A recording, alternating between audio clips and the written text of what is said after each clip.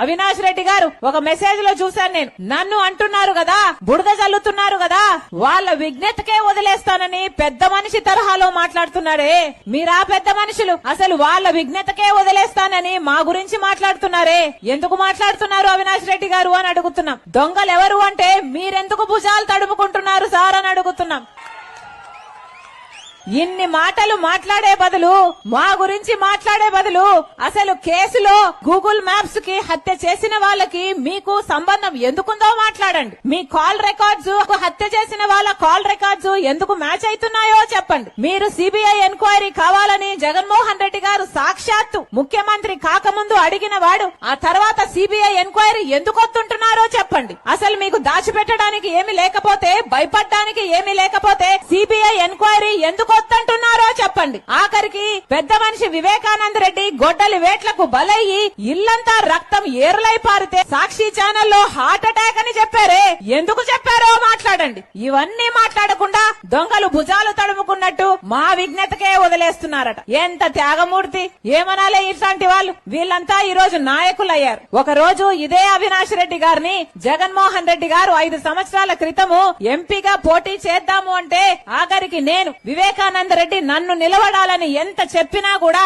ఏం పర్వాలేదు, అవినాష్ రెడ్డి చిన్నవాడు మంచివాడు అనుకుని నాకేం అభ్యంతరం లేదు, అవినాష్ రెడ్డి గారిని నిలబెట్టండి అని ఆ రోజు చెప్పిన దాన్ని నేను. ఆ రోజు ఈ సీటే గనక నాకు కావాలి అని నేను మొండు పట్టుంటే ఆఖరికి ఆ సీటు నాదే కైవసం చేసుకునేదాన్ని. కానీ 3000 కిలోమీటర్లకు పైగా పాదయాత్ర చేసిన దాన్ని నేను జగన్మోహన్ రెడ్డి గారి కోసం. ఒక్క రోజు కూడా ఈ పదవి నాకు కావాలి అని గాని, ఈ పోస్టు నాకు కావాలి అని గాని ఒక్కసారి కూడా నోరు తెరిచి అడిగింది కాదు రాజశేఖర రెడ్డి బిడ్డ. ఈ రోజు ఎన్ని మాటలు అంటున్నారు. సోషల్ మీడియాని మీరు వేదిక చేసుకుని ఎంతగా అవమానిస్తున్నారు. ఆడబిడ్డలు అన్న కనికరం లేకుండా ఒకవైపు సునీతమ్మని, ఒకవైపు నన్ని తిట్టరాని తిట్లు, అనరాని మాటలు, ఎన్ని రకాలుగా వీలైతే అన్ని రకాలుగా అవమానిస్తారు. ఆఖరికి నేను వైఎస్ షర్మిలా రెడ్డినే కాదంట, ఆఖరికి అసలు నేను రాజశేఖర రెడ్డి గారికి ఏ పుట్టలేదట, ఆఖరికి విజయమ్మను కూడా అవమానిస్తున్నారే. ఇంగితం ఉండే మాట్లాడుతున్నారా? అధికారం అంటే అంత మదమెక్కిందా, అంత పొగరెక్కిందా, అంత అహంకారమా మీకు? ఏం మాట్లాడుతున్నారు? ఎందుకు ఇచ్చారు మీకు అధికారం? ప్రజలు కదా ఓట్లేసి గెలిపించారు.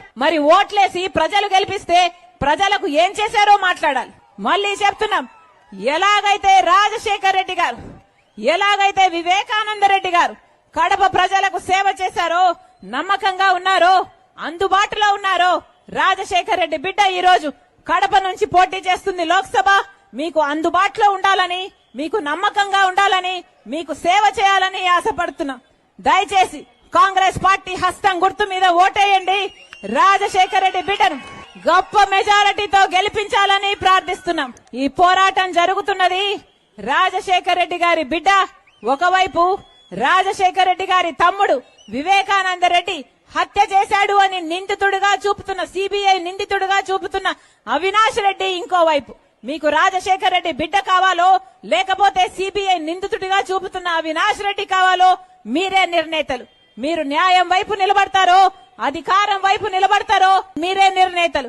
మీరు ధర్మం వైపు నిలబడతారో, డబ్బు వైపు నిలబడతారో మీరే నిర్ణేతలు. మళ్లీ చెప్తున్నాం, వివేకానంద రెడ్డి గారి ఆత్మశాంతి కోసం వివేకానంద రెడ్డి ఆఖరి కోరిక నన్ను ఎంపీగా చూడటం. మనస్ఫూర్తిగా ఆశీర్వదించమని రాజశేఖర్ రెడ్డి బిడ్డను మీకు బలమైతా, మీ బిడ్డనైతా, మీ బాధ్యతను తీసుకుంటా. ప్రతి ఒక్కరు హస్తం గుర్తు మీద ఓటేయండి.